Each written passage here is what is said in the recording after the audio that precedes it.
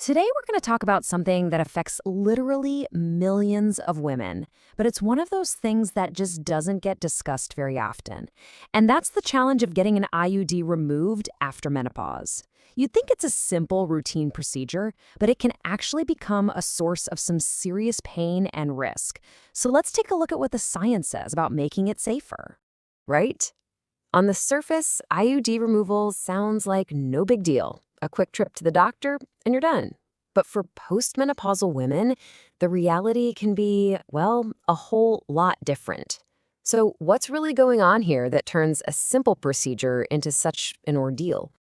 And here's the core of the problem. For a huge number of women, what should be straightforward can become a genuinely difficult medical event.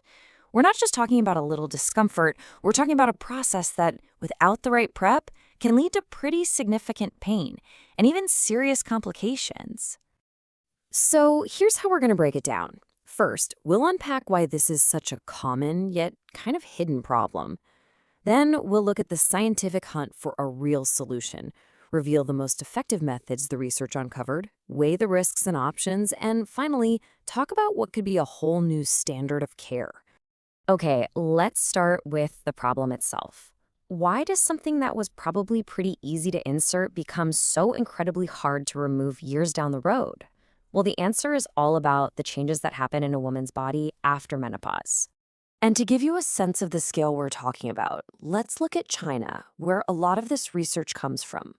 Nearly half, 50% of women of reproductive age there use IUDs. That is a massive number of people who will eventually face this exact issue. And it really shows just how widespread this challenge is all over the world. So how does this actually happen? It's basically a chain reaction. It all kicks off when estrogen levels drop after menopause. This causes the cervical and uterine tissues to atrophy. That means they get thinner and weaker.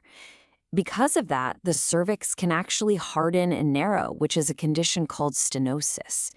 And that creates a real physical barrier, making it super difficult and painful to get that IUD out. So, faced with this pretty significant problem, researchers decided to find a real solution. They weren't just looking for a hunch or a guess. They wanted solid, evidence-based answers to make this whole process safer for everyone involved. And they were incredibly thorough. A huge systematic review pulled together the results from 30 different clinical trials. We're talking data from thousands and thousands of women, all focused on answering one single question. What is the absolute best way to prepare the cervix for IUD removal? The researchers really zeroed in on three main categories of medication. You had prostaglandins, like misoprostol, antiprogestogens, like mifepristone, and estrogens. The big idea was to see if any of these could help ripen or soften the cervix before the procedure, making the whole thing less painful and way safer. So, after combing through all that data, what did they find? Well, some very clear winners started to emerge, pointing towards some highly effective ways to solve this problem for good. Okay, so this is the key takeaway. Two drugs really stood out from the pack: mifepristone and misoprostol. The research showed that mifepristone was fantastic at widening the cervical canal, which, just creates more space. Misoprostol was also super effective, and they found that one particular way of taking it worked best, sublingually, which just means letting it dissolve under your tongue.